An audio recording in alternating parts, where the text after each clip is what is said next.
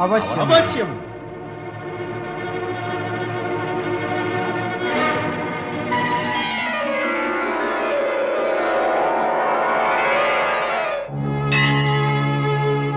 ఓం నమః శివాయ.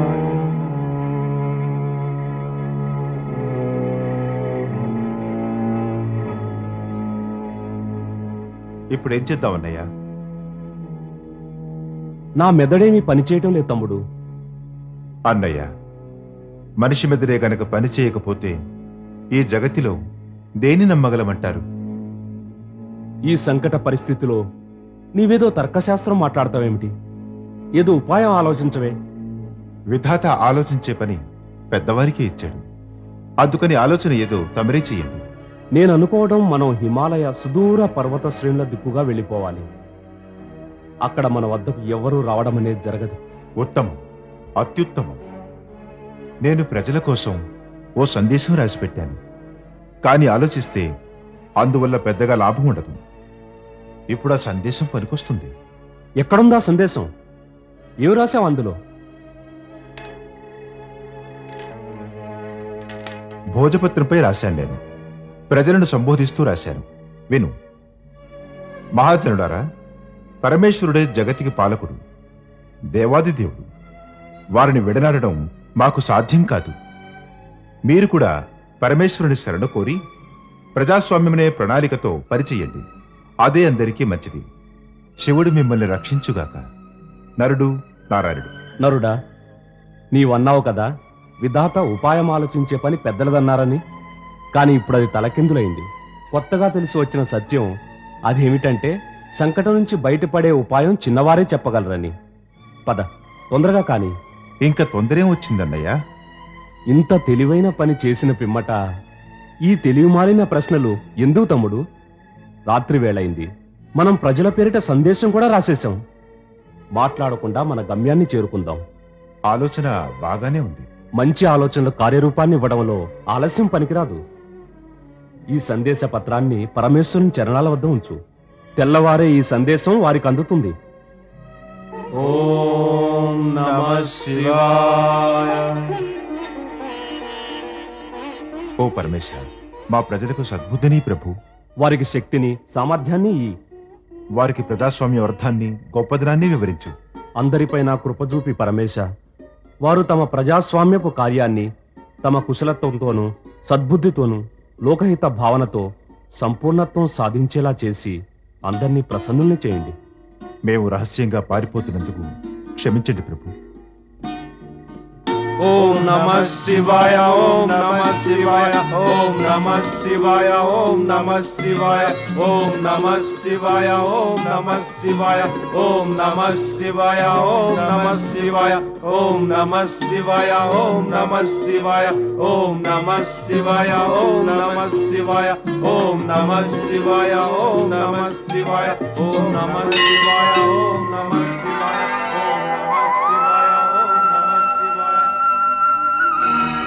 మాకు నమ్మకం ఉంది రాజకుమారులు నరనారాయణులు మనకు నచ్చే నిర్ణయమే చేశారు. అది తప్ప వేరే మార్గమే ఉంది? ఏమైనా అను, రాజ్యభారం రాజే వహించాలి. మరి ప్రజలు రాజకార్యాలు ఎలా చేయగలరు? పదండి, శివాలయంలో ప్రవేశిద్దాం. పదండి.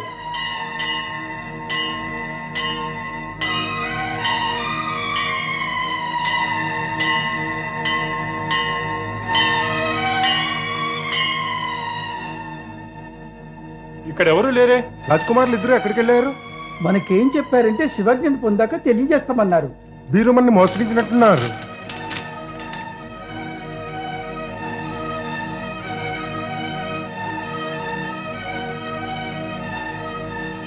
చూసారా మీరు ఈ లోకంలో ఎలాంటి వారు ఉన్నారో? వారికి రాజ్యపాలన కన్నా పరమేశ్వరుడు అంటేనే ఇష్టం. నరనారాయణుల త్యాగం గొప్పది. విధాత వారిని కాపాడాలి. ఓం నమః శివాయ. ఓం నమః శివాయ. ఓం నమః శివాయ. ఓం నమః శివాయ. ఓం నమః శివాయ. ఓం నమః శివాయ. ఓం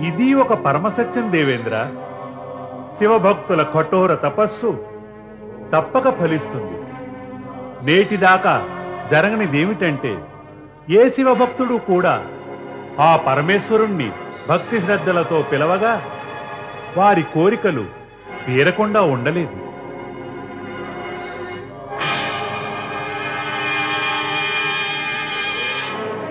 కోరికలు తీరుతాయా?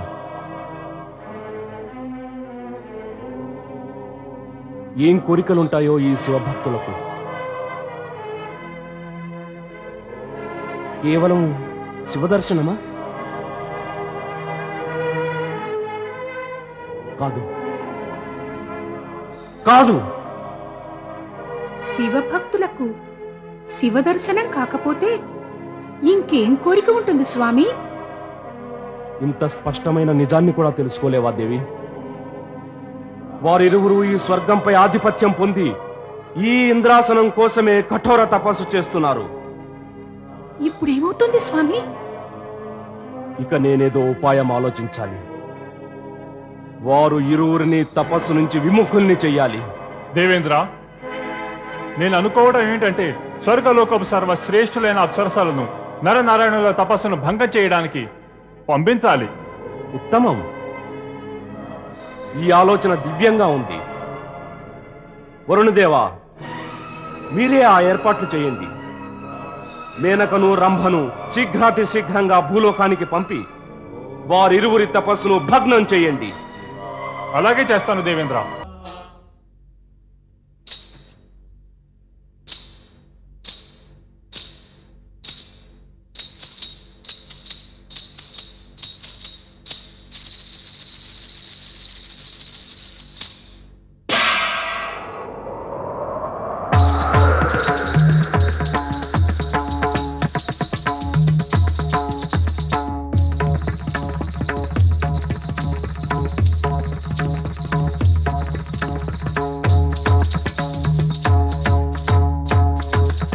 చూస్తున్నారుగా వరుణదేవా, రంభా మేనకల నృత్యం వల్ల నరనారాయణులు సమ్మోహితులవుతున్నారు. అవును దేవేంద్ర, రంభా మేనకల మోహం నుంచి ఎవరు తప్పుకోగలరు?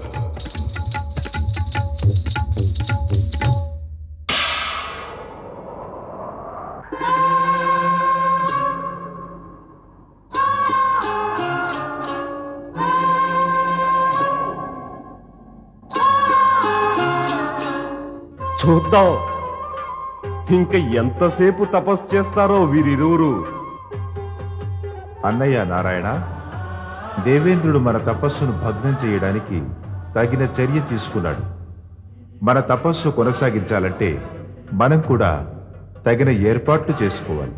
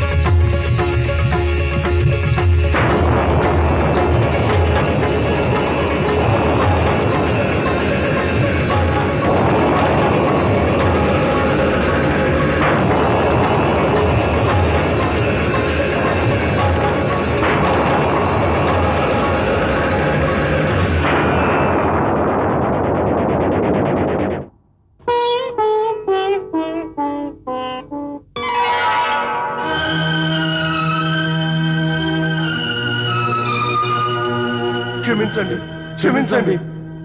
శివభక్తులారా మమ్ము క్షమించండి. అపరాధికి క్షమాపణ, దండించాలి, అదే న్యాయం. తమ్ముడు, మొదట మీరు చెప్పేది విందాం.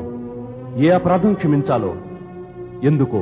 ఓ పరమశివ భక్తులారా, మీరిరువురి ఘోర తపస్సు వల్ల భయపడి నేను అనుకున్నదల్లా ఏమిటంటే తమరు ఇంద్రాసనాన్ని సంపాదించడానికే ఈ తపస్సు చేస్తున్నారని. ఓ ఈ ఇంద్ర, నీ దౌర్బల్యం వల్ల ఈ ఇంద్రాసనం కోసం ఎప్పుడూ భయపడుతూ ఉంటాం. నీకన్నా శక్తివంతులను చూస్తే ఇక తేలిందేమిటంటే మేము అత్యంత శక్తి గలవారమని. శక్తివంతులమైనప్పటికీ మాలోని కామము, ఇచ్ఛ, మోహము, భోగాలు, సుఖాలు, వైభవము, రాజ్యకాంక్ష అన్నింటినీ పరిత్యజించి పరమేశ్వరుని చరణాలు నమ్మి భక్తి శ్రద్ధలతో మా తపస్సు ఆరంభించాము. అయినా కూడా నీవు స్వర్గపు 2 మేలైన అప్సరసల్ని మా తపస్సు భంగం చేయి పంపావా?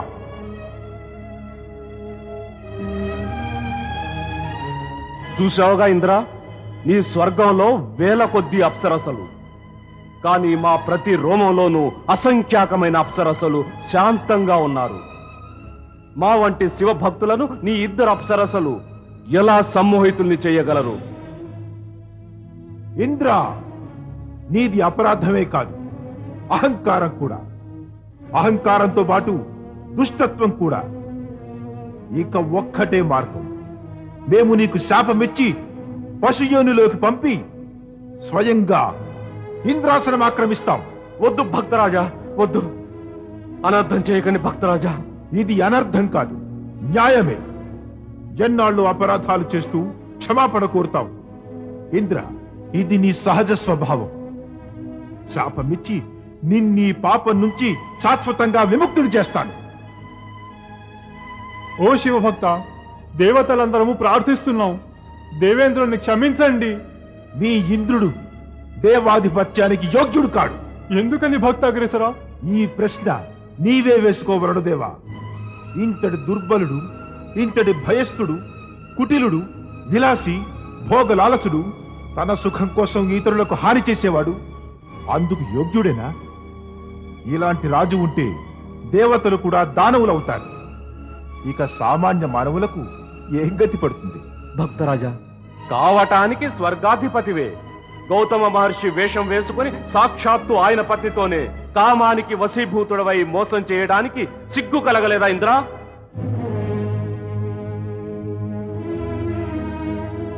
నీ జీవితం కూడా కపటత్వం, భోగ విలాసాలు, అవినీతి, అమర్యాదలతో దుర్గంధపూరితమైన ఒక చెదల పుట్ట.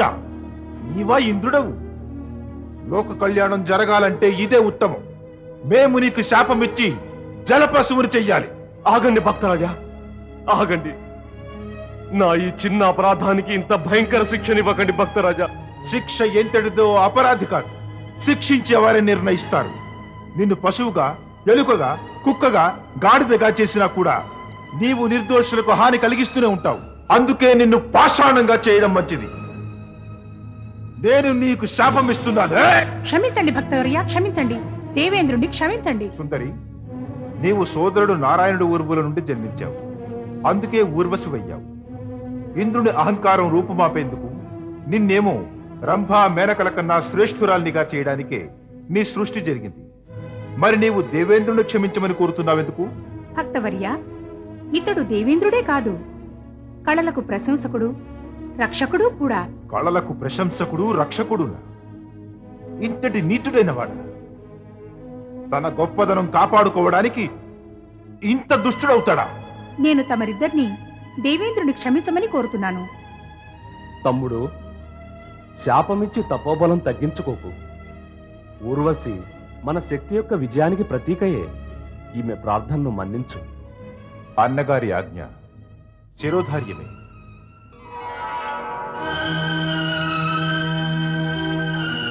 ఇంక నాకేమీ ఆజ్ఞ భక్తరాజా? నేను మీ నుంచే జన్మించాను, ఇప్పుడేం చెయ్యను? ఊర్వశి, మేము తాపసులము. నీ నివాసం మాతోటి వీలు కానేరదు. నీవు నృత్య కళకే సజీవ ప్రతీకవు. దేవేంద్రుని వద్ద స్వర్గంలో కళలకు గౌరవము రక్షణ లభిస్తాయి. అందుకే మేము నిన్నొక దివ్య బహుమతిగా స్వర్గాధిపతికి అప్పగిస్తాం. ఆ స్థానమే నీకు ఉచితమైనది. భక్తరాజా, మేమంతా మీ దయకు కృపకు పాత్రులం. మా భక్తిపూర్వక ప్రణామాలు స్వీకరించండి.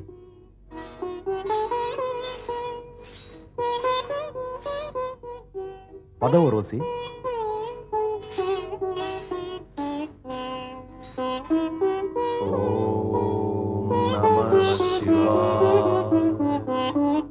ఓం నమః శివాయ ఓం నమః శివాయ ఓం నమః శివాయ ఓం నమః శివాయ ఓం నమః శివాయ ఓం నమః శివాయ ఓం నమః శివాయ ఓం నమః శివాయ ఓం నమః శివాయ ఓం నమః శివాయ ఓం నమః శివాయ ఓం నమః శివాయ ఓం నమః శివాయ ఓం నమః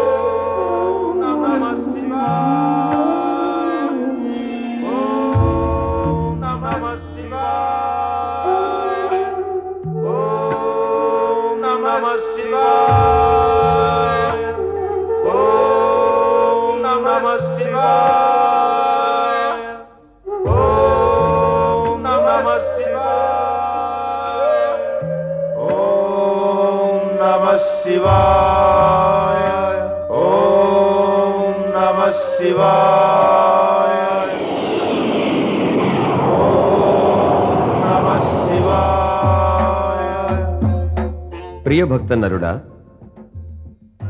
నారాయణ, కళ్ళు తెరు నారాయణ. ఓ పరమేశ ప్రభు. లేవండి భక్తులారా. లేచి ఎక్కడికి వెళ్తాం ప్రభు? మా స్థానం తమ చరణాల వద్దనే కదా. తమ దర్శనం పొంది మా జీవితం సఫలమయ్యింది. మేము ధన్యులమయ్యాం. జీవితం సఫలము ధన్యము అయిందంటే మీ ఇరువురి తపస్సు, శ్రద్ధ, నిష్ఠా, భక్తే మూల కారణాలు. మీ పట్ల నే ప్రసన్నుండి. కోరుకోండి, ఏం వరం కావాలో. తమరి దర్శనమైంది, ఇంకా కోరుకునేందుకు ఏం మిగిలింది భక్తవత్సల? తమరి దర్శనం కలిగాక జగతిలోని వస్తువులన్నీ విలువను కోల్పోయాయి.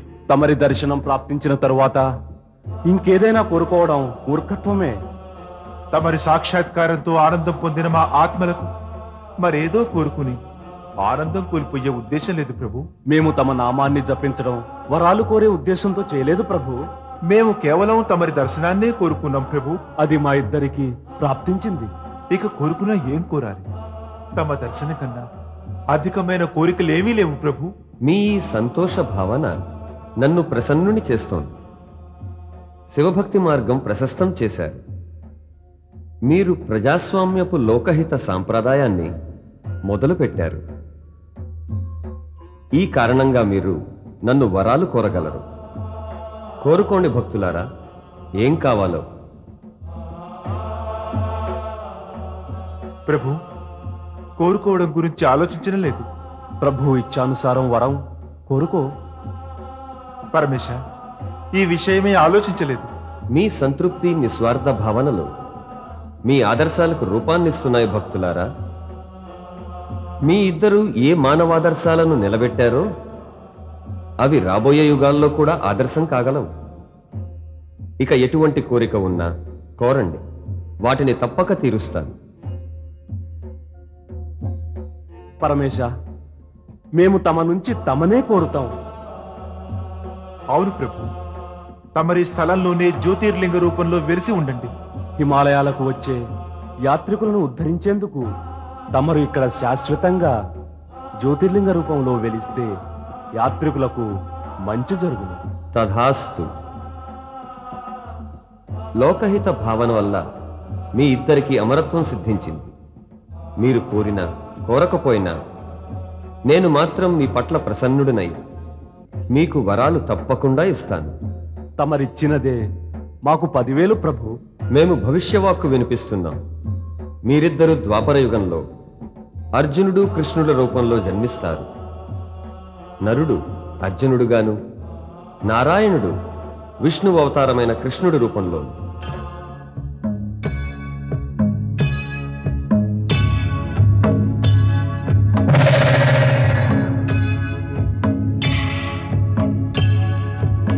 ఓం నమః శివాయ